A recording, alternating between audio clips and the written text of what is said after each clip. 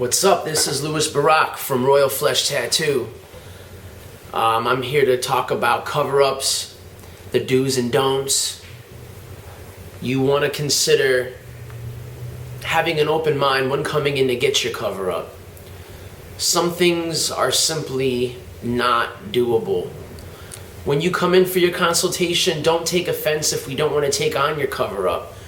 We just want to do a good job. We just want to make sure that we're not going to compromise our art just for the sake of getting rid of your unwanted tattoo. Everything has to kind of work and merge and mesh together. So for instance, if you have an Old English tattoo of an ex's name and it's done very well, it's dark, it's bold, it was executed by a professional. Those are some of the hardest things to cover. So there has to be an understanding as to what can work with it. You can't go over with another name. You can't go over with a dove that's very light or a rainbow which is full of color, bright color, light color. The tattoo process is not an opaque process like painting.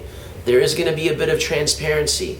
So for instance, when you come in with a name, I'm going to use an Old English name as an example, you'd want to say, perhaps get rid of it in the hair of a woman, or within the wings of a bird, or the scales of a dragon, or in the background of a nice panoramic piece.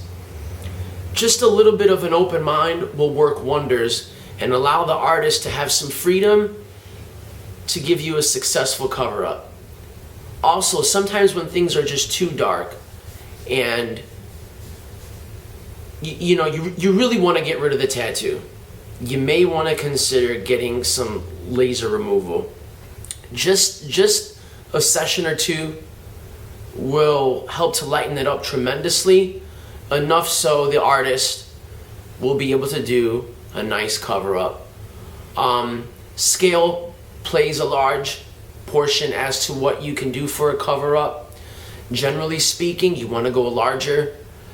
You're not going to cover up something, with a tiny insect, so be open. I mean, sometimes a tattoo the size of a baseball, hell, it may need to be the size of a softball or a cantaloupe to get rid of it properly.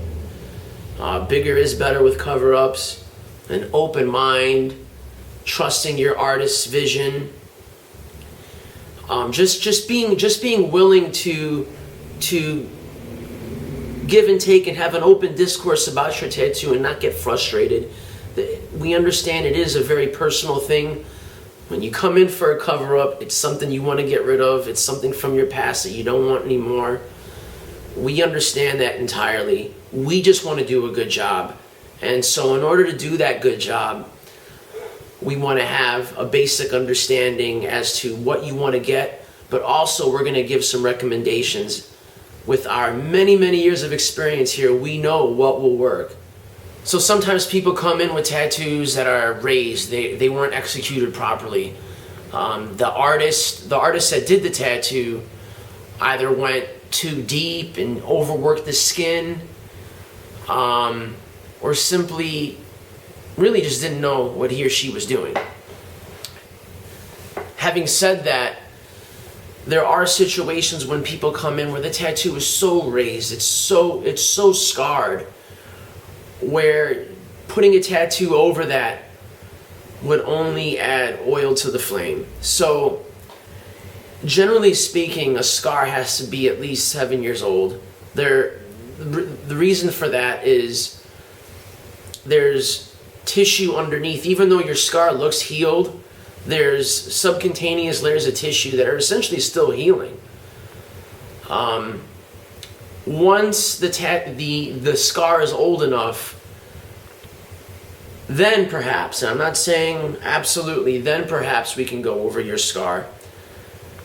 You don't want to keloid the individual, and we take that into consideration when we look at things such as going over scars and sort of cosmetic type tattoos like that. So listen to us. We're going to help you out. We're going to make you happy. That's all I got to say. Thanks very much, and join us next time.